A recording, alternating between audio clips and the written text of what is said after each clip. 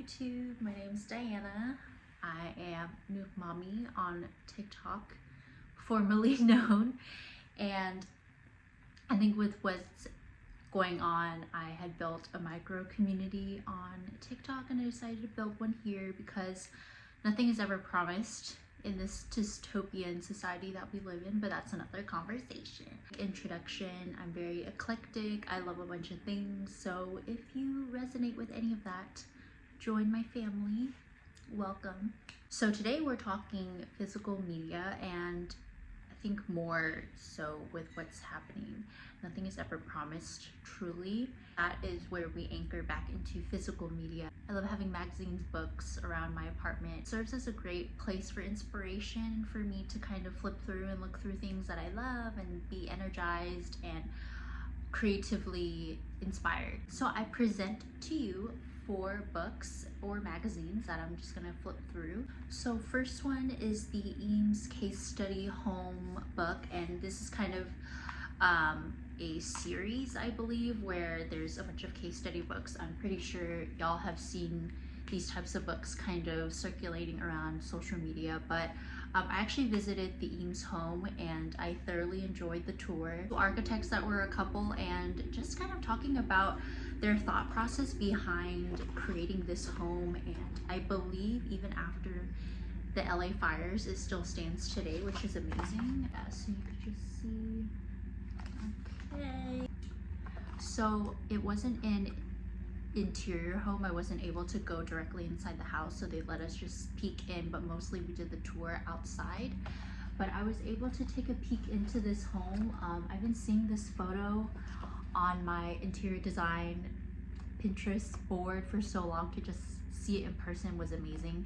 And it talks about just kind of the whole thought process behind how they created the house, the reason behind just even creating a staircase to create like vertical space. It's amazing the way that architects think. And even in the tour, they talked about historically there were earthquakes, fires, and just the way that the house is positioned alongside a slope. And there's also, I forget what the tour guide had said, but there's something, whether that was like a barricade fence or like the way that was played, but the way the ground was set up, it kind of protects the home. I really want to get into learning more about architects of color. And there's just one course, I think it's architecture and design, but through the lens of Black architects. If any of y'all had taken that course, let me know if you guys enjoyed it and maybe I should just take the class. But yeah, this book is really interesting and it feels more personal, the fact that I saw it myself before this book, and I actually bought the book outside the home. So next is Off License magazine, specifically the edition with Zach Fox. On the backside there's Live, oh my god, don't kill me if I can't pronounce her name, but love her music. But anyways, so I really enjoyed this. This was in my December favorites on TikTok, but this man, he is funny as hell, comedian, musical artist, great actor in Abbott Elementary. I think maybe that's how he was introduced to a lot of you guys.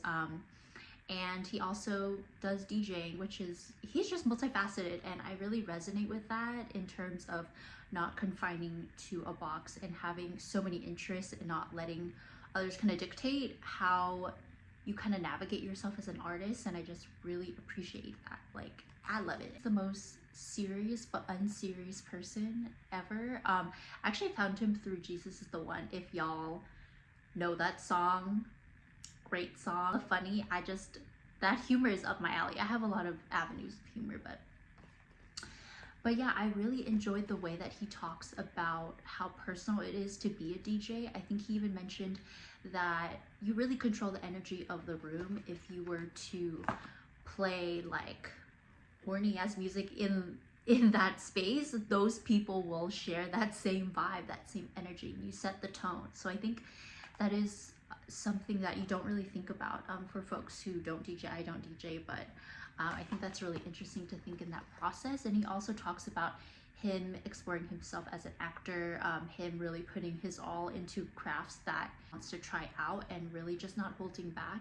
And I think he even said like he doesn't pick things up immediately. He's not like a natural born like on the fly is good at something, which I resonate. I think in some cases it takes me a while to really like learn or get good at something, depending on, but I think I really like that about him.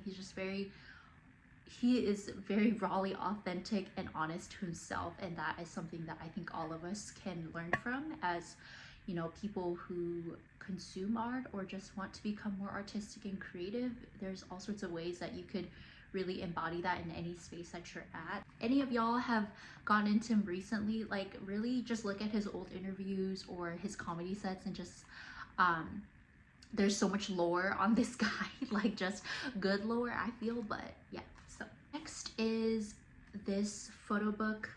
Is this a photo book? I don't really know how to explain it. By Elizabeth I, and she did a documentary about the new wave era, so new wave music of Vietnamese refugees going to the US and creating a culture for themselves inspired by new wave music. So it is a breath of fresh air because it's not purely about the Vietnam War. I'm Vietnamese, by the way. Southeast Asians come through, but it's not purely on the war. It's not through the perspective of a white man, which I really enjoy, and it's just very interesting to learn about the stories of folks living through this transitional phase that me and my parents went through this phase too. So it's just really a great way to connect to my culture, my roots, and, you know, even more authentically to my parents. So I really enjoyed this. And these photos are Linda Chiang Dai, and I freaking love the photos that they had of her. She was a baddie. Hello, I think I'm trying to embody this 90s Y2K Vietnamese baddie right now. I think that's my inspiration. I'm just trying to grow my black hair really long. It's so intimate, and there's all of these family photos. It just feels very personal. I definitely cried during the documentary, and here's another photo. So I honestly highly recommend for folks to really learn about Vietnamese or just Southeast Asian stories, because I feel like we get put into like a monolith of what Asian looks like when there's so many other cultures that fall within that, like Filipino culture, Thai culture, Hmong culture, or even South Asian cultures. We have beautiful South Asian women out there that really need to get checked in on. I can go on and on about this. I don't know if I should make another video, but yeah. Nextly is Diana, excuse me if I'm pronouncing her name wrong, but Diana Lawson. This is her photography book. She did the album cover for Blood Orange, so maybe y'all have seen that before and familiar with her work. But I actually went to her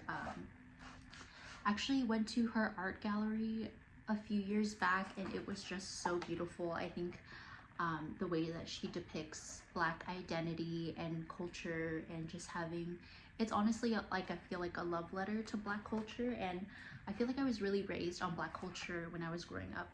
I'm born and raised in Hawthorne. What's up? Born and raised in LA, and my dad really enjoyed Black culture, and I think that was his way of connecting to LA when he had moved in. So I feel like I was raised up on a lot of Black culture, so I feel like it's something very comfortable to me, although I'm not directly in the community. I feel like it's something that makes me feel safe, and it's crazy the way that there is such an intersection of culture that we don't think about. So yeah, it's so beautiful. And again, you know, just really look into her work if you can. For my 4 books to just show physical media, I hope to continue to make this maybe a series. But thanks so much for taking your time with me. Follow me if you'd like. I'll see you later.